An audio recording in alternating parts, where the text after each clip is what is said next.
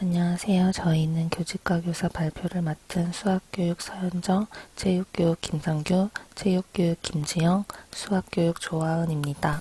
먼저 저희가 발표할 목차를 간략히 말씀드리겠습니다.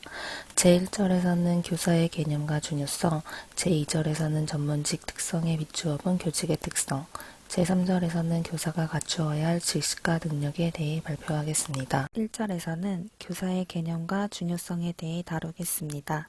먼저 교사란 누구인가에 대해 얘기하겠습니다.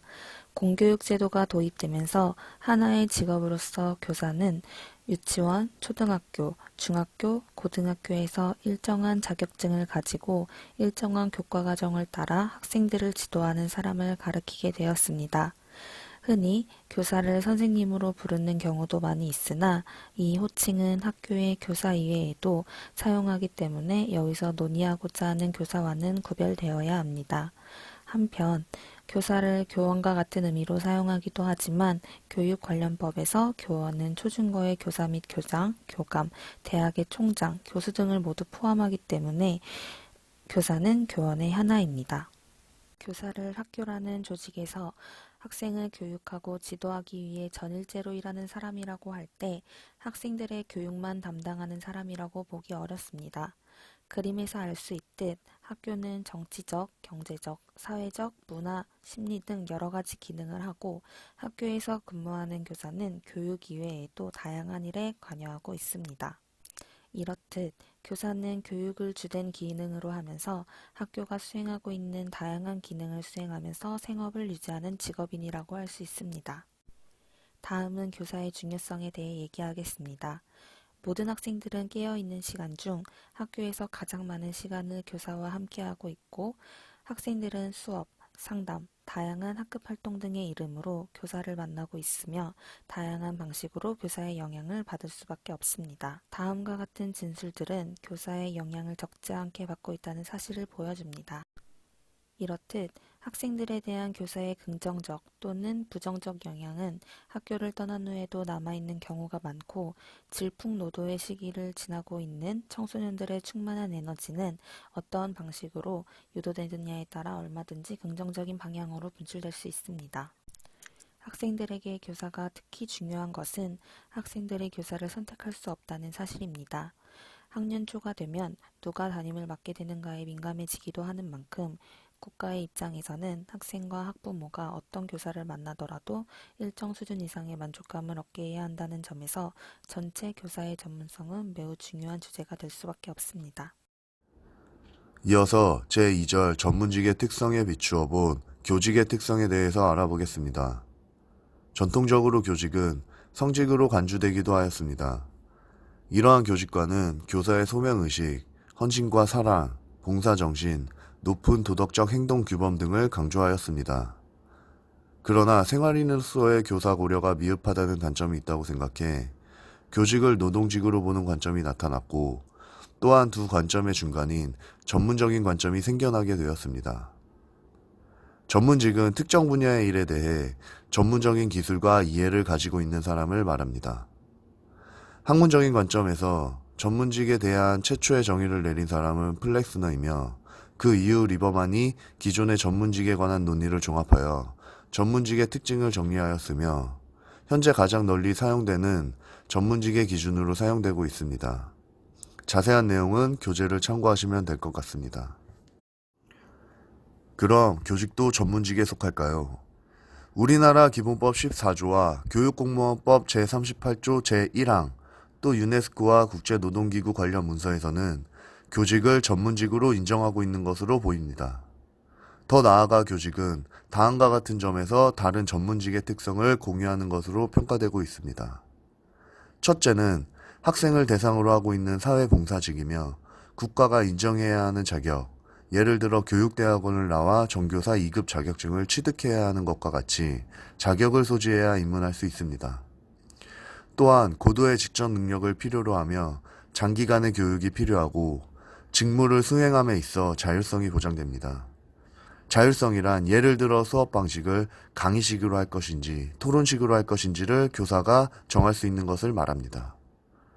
또한 학생들을 가르치는 교사로서 고도의 윤리성도 요구되며 직무를 효과적으로 수행하기 위해 조직적인 행동이 요구됩니다. 앞서 말한 이러한 특성들이 교직이 전문직으로 보는 이유입니다. 그러나 이러한 주장과는 달리 엣지온이는 교사를 간호사와 사회사업가와 함께 준전문가로 분류하고 있습니다. 그는 3번표에 나온 것과 같이 8가지를 제시하고 있습니다. 지식을 창조와 적용을 하느냐 전달을 하느냐의 차이와 의사 전달의 특권을 거의 보호받지 못하며 생사에 대한 관심은 거의 없고 자율성도 부족합니다.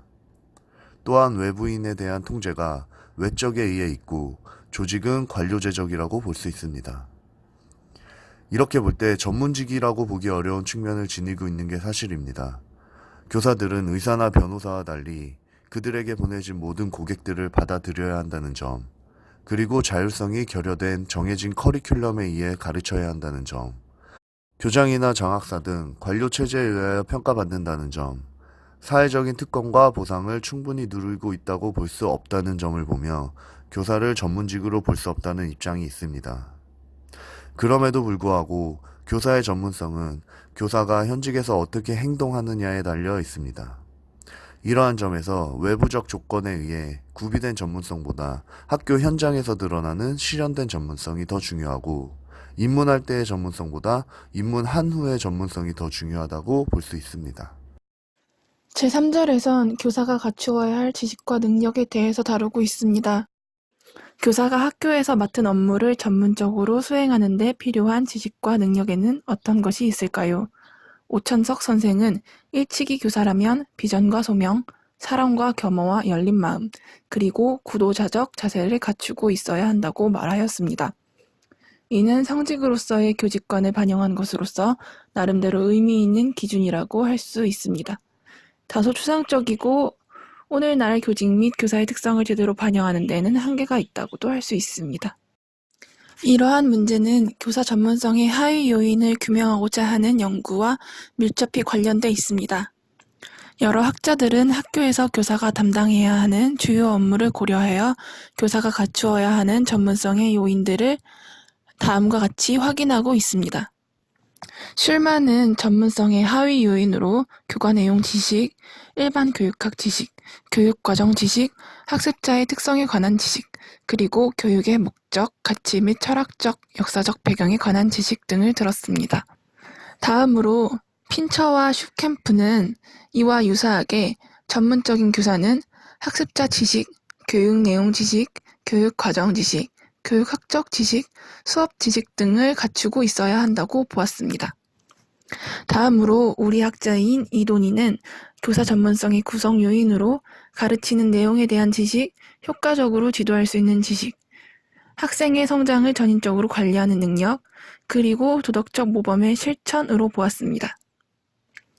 김혜숙은 교사가 교과에 관한 지식과 교수법에 대한 능력, 즉 교과 전문성을 갖추고 학급 경영 전문성을 가지고 있으며 자기계발 능력 등 교육자적 인성을 갖추고 있을 때 전문적인 교사가 될 수 있다고 하였습니다. 한편 수업 전문성을 교사가 갖추어야 할 최상의 요소로 보고 있는 오우카는 전문가 교사가 갖추어야 할 조건에 대하여 교실에서 전개되는 교육과정을 스스로 구성해 나가는 주체의식, 자신에게 높은 기대감을 갖고 교육 환경을 효과적으로 구성해 나가는 교육 주체의식, 개별 학생에게까지 관심을 기울이는 목적 지향성, 끊임없이 발전을 추구하는 자기개발, 실패와 위험을 감수하는 실험 정신 등으로 보았습니다. 이에 우리 책에서는 이와 같은 논의를 종합하여 교사가 학교에서 전문적으로 과업을 수행하기 위해 필요한 지식과 기술을 교과에 대한 지식과 열정, 교수 방법에 대한 지식과 기술, 학생 및 생활 지도에 대한 지식, 학교 운영에 대한 지식, 그리고 교육자적 태도와 성품 등을 중심으로 정리하였습니다. 교사는 자기 교과를 매개로 하여 수업이라는 형태를 통해 학생들과 상호작용합니다. 그 소재는 수학일 수도 있고 물리학일 수도 있으며 역사일 수도 있고 국어나 영어의 세계 또는 컴퓨터의 세계일 수도 있습니다. 흔히 사람들은 교사 전문성의 또 다른 근거로서 교사 방법에 대한 지식과 기술을 들기도 합니다. 무언가를 잘 안다는 것과 잘 가르친다는 것은 별개의 일입니다. 수업은 의사소통의 과정이며 학생들의 관심과 이해 수준에 비추어 효과적으로 전달하려는 노력이 필요합니다. 오늘날 영상과 인터넷 환경 등 첨단 테크놀로지에 익숙한 학생들의 특성을 고려하여 교수 공학 매체를 적절히 활용할 필요성이 있습니다. ICT 매체를 활용하는 방법이 그 예라고 할 수 있습니다. 더불어 교사의 끊임없는 반성과 자기성찰은 좋은 수업을 위한 필수적인 조건입니다. 네, 다음으로 교사가 갖추어야 할 지식과 능력에는 학생 및 생활 지도와 상담에 대한 지식이 있습니다. 먼저 학생에 대한 이해인데요. 교사는 교과를 매개로 교실에서 학생들을 만나기도 하지만 교과 내용과 상관없이 학교 안팎에서 인간으로서의 학생들을 만나게 됩니다. 어떻게 보면 학생과 가장 밀접한 관계를 맺게 되는 성인이라고 볼 수 있는데요. 이들과의 소통은 교사에게 매우 중요한 부분이 될 수 있겠죠? 그런데 이 학생들은 여러 가지 측면에서 성인인 교사와 다릅니다. 중등학교에 다니고 있는 학생들은 지적으로, 신체적으로, 심리적으로 성인과는 다른 상태에 놓여 있습니다. 따라서 교사가 이들의 특성을 이해하지 못한 채 이들을 대하는 경우 교사와 학생을 물과 기름처럼 서로 겉도는 관계라고 표현할 수도 있겠습니다. 그러므로 학생과의 소통이 원활하게 이루어지려면 교사는 학생의 지적, 신체적, 심리적 특성 이외에도 이들의 가정 환경, 교육 경험, 문화, 친구 관계 등 여러 가지 측면에 대해서도 교사가 이해하고 있을 필요성이 있습니다. 네, 또 교사는 이러한 학생들에게 교과 지식뿐만 아니라 학생들이 학교에서 그들의 삶의 양식을 배우고 쌓아가며 그들의 자아를 찾아가게 도와줄 수 있어야 합니다. 그런 의미에서 교사는 생활지도와 상담에 대한 지식과 기술을 갖추고 있어야 합니다. 대부분 생활지도와 상담을 같은 뜻으로 사용하기도 하지만 이 둘은 특성적으로 다른 차이점이 있습니다. 먼저 정의를 볼까요? 생활지도의 정의를 보면 생활지도란 아동 및 청소년들이 성장 과정에서 당면하게 되는 가정적, 교육적, 직업적, 신체적, 정서적, 성격적인 여러 가지 문제를 자기 힘으로 해결할 수 있도록 도와주는 활동이라고 합니다.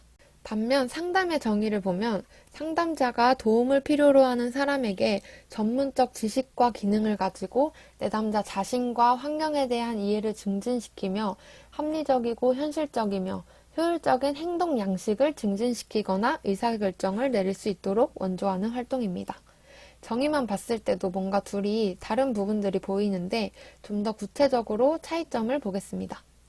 네, 다음 슬라이드를 보시면 생활지도는 먼저 대상이 모든 학생이라는 것을 볼 수 있습니다. 교사가 만나게 되는 모든 학생에게 생활지도가 이루어져야 한다는 것인데요. 반면에 상담은 상담을 필요로 하는 학생 또는 필요할 것으로 보이는 학생들이 대상이라는 것이 이 둘의 차이점입니다.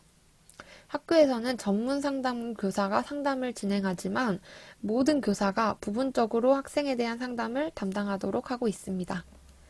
또한 이 둘은 뒷받침하는 학문적 기초에서 차이점을 보입니다. 생활지도는 기본적으로 교육학에 기초하는 반면에 상담은 행동과학 또는 심리학의 기초를 두고 있음을 알 수 있습니다. 또 여기 쭉 나오는 원리들을 보면 아시겠지만 생활지도는 주로 학생에게 전인적 발달에 초점을 맞춰서 가르치기, 훈련, 교정과 같은 방법으로 뭔가 목표를 향한 문제 해결에 초점을 맞추고 있습니다. 반면에 상담은 공감적 이해, 수용, 진실성 이런 원리를 통하여 상담자와 내담자 사이의 관계를 통해서 개인의 내면을 다루고 스스로에 대한 이해와 행동 양식 증진에 초점을 맞추는 것이 특징입니다. 교사는 이러한 생활지도와 상담에 대한 특성에 대해서 잘 이해하고 그것을 활용하는 기술을 갖춰서 학생들이 생활지도를 필요로 하는지 상담을 필요로 하는지 판단하고 상황에 맞게 잘 사용할 수 있어야 합니다. 다음으로 교사가 갖추어야 할 지식은 학교 조직 및 학교 운영에 대한 지식입니다. 교사는 학교가 어떤 방식으로 운영되고 있는지에 대하여 관심을 가지고 이해할 뿐만 아니라 조직의 일원으로서 적극적으로 학교 운영에 참여하기도 할 수 있어야 합니다.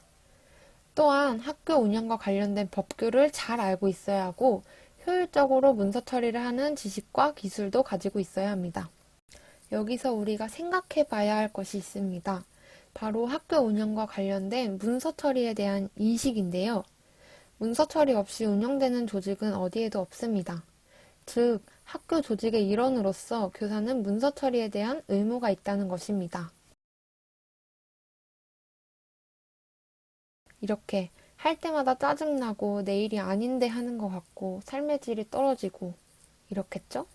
반면에 이러한 문서 처리가 교사의 필수 업무라는 것을 이해하고 있다면 어떻게 하면 이 업무를 빠르고 효율적으로 할 수 있을까 고민하고 나름대로 해결책을 찾아가는 가운데 새로운 전문성을 개발할 수 있을 것이라고 생각이 됩니다. 또한 교사는 자신이 속한 학교라는 조직에 대한 이해를 갖추고 있어야 합니다. 학교라는 조직은 관료제적 특성을 분명히 가지고 있습니다. 1번을 보시면 이렇게 각 조직이 세분화되어 있고 조직별로 하는 일이 분업되어 있고 교장, 교감, 교사 등으로 조직이 위계화되어 있기도 합니다. 또한 조직의 운영이 법규 중심으로 운영된다는 것, 교원을 충원할 때 그 전문성에 기초하여 교사를 뽑는다는 것, 연공 서열에 따라 승진이 이루어진다는 것, 교사에 대한 신분 보장이 있다는 것, 이러한 점들을 봤을 때에 학교는 관료제적 특성을 분명히 가지고 있다고 할 수 있습니다. 그러나 다른 기업체와는 달리 학교에는 관료제적인 원리가 엄격하게 적용되긴 또 어렵다고 합니다. 이것은 학교가 가지고 있는 전문직적 조직의 성격 때문인데요. 앞에서 배운 교사의 전문직적 특성들 기억나시죠? 교사들 각자가 다양하고 또 모순되기도 한 조직의 목표를 가지고 있기도 하고 그 조직의 목표 달성 또는 실패 원인을 가려내기가 쉽지 않은 모습을 보입니다. 또한 하위 부서 간의 과업의 연계성도 낮은 것을 알 수 있습니다. 교사는 이처럼 학교 조직이 언뜻 보기에는 관료제적 특성을 가지고 있지만 또 창조적이고 독립적인 개인의 업무를 보호해주는 전문직적 특성도 가지고 있다는 것을 잘 이해하고 있어야 합니다. 마지막으로 교사는 교육자적 태도와 성품을 가지고 있어야 합니다. 여기 슬라이드와 또 책을 보시면 교사로서 어떠한 태도와 성품을 지녀야 하는지 알 수 있습니다. 그러나 우리에게 가장 중요한 것은 학생들을 향한 사랑인 것 같습니다. 교사가 교육이라는 것을 학생들에게 행할 때 그 내면에 학생들을 사랑하고 학생들에게 더 나은 것을 주고 싶고 하는 그런 마음이 없다면 교육의 가치 지향성으로 비추어 봤을 때 과연 교육을 하고 있는 것인가에 대한 물음이 있을 것 같습니다. 교사는 교육을 실천하고 있는 교육자라고 할 수 있습니다. 이러한 교사는 자신의 하루하루를 되돌아보며 정말 내가 교육을 하고 있는지, 교육자 같은 삶을 살고 있는지에 대해 점검하고 실천해야 하는 것 같습니다. 이상으로 교직과 교사에 대한 발표를 마치겠습니다. 오랜 시간 들어주심에 감사합니다.